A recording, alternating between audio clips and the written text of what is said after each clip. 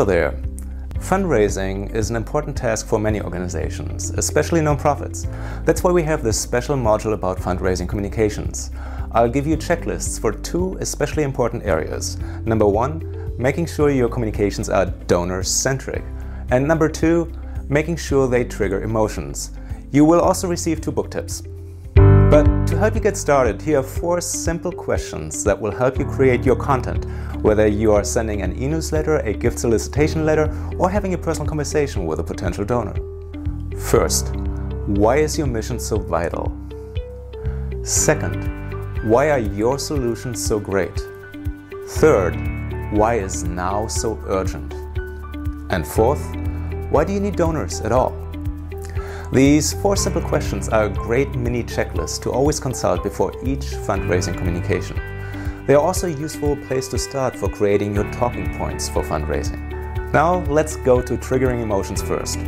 A positive emotion is one of the most important rewards a donor will receive for his or her gift. So here's a 5-point checklist related to emotion. Make it clear that you are offering your potential donors the chance to make a positive difference in the world. Communications like this one, which was on the top of the Red Cross homepage, literally promise that you can make a difference. Make sure you have authentic emotional stories that illustrate the impact of what you do. Brainstorm with your staff and volunteers and come up with at least 3 compelling stories that illustrate how you make the world a better place. Try to find photos and ideally also video that help you tell these stories. Cast a big vision, ideally one that will create goosebumps. Again, the Red Cross promotion that we just saw offers you to, quote, help affected people by disasters big and small. That's a big vision. Use visuals that grab potential donors' attention. Visuals can trigger emotions at a glance, as opposed to text that takes much longer to process mentally. The image of a cute animal, of a child, or of a heartwarming interaction between 2 people goes a long way in triggering an emotion that will help you capture that all-important initial attention and frame everything else you communicate afterwards. Look at all the emotional triggers in this example from the webpage of the Humane Society. The text states, "You love helping animals, so do we." It talks about love. Look at the image of the dog, hugged by its rescuer with a chain that it was tied up to in the background. It's very poignant and powerful. Next to being donor-centric, which is another very important fundraising communications principle, similar in importance to triggering emotions. Being donor-centric is another way of saying that you want to put your audience first, meaning you want to design your fundraising communications working back from your donor's perception, your donor self-interest, and your donor state of mind. Here's another 5-point checklist with items that flow from being donor-centric. Segment your audience. A person that has never given to your cause before should get a different message than somebody who has given to you in the past. Listen to your donor.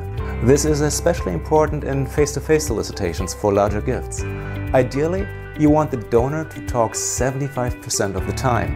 Ask so-called envisioning questions that stimulate the donor to talk about what would be meaningful to her or him. Assume a short attention span.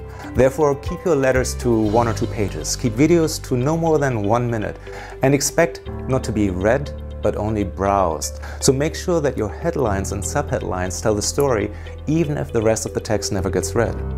Especially in fundraising, it is super important to base your messaging on the results of exploratory interviews with focus groups representing the donors you're seeking. This will help you overcome the so-called curse of knowledge, meaning our tendency to be blind to the initial perception of others about our cause because we already know so much about it. There are literally thousands of books about fundraising communications. If you want to dive deeper, here are 2 good ones to start with. First, you may want to read Seeing Through a Donor's Eyes by Tom Ahern. Then maybe follow up with Made to Stick, Why Some Ideas Survive and Others Die by Chip Heath and Dan Heath.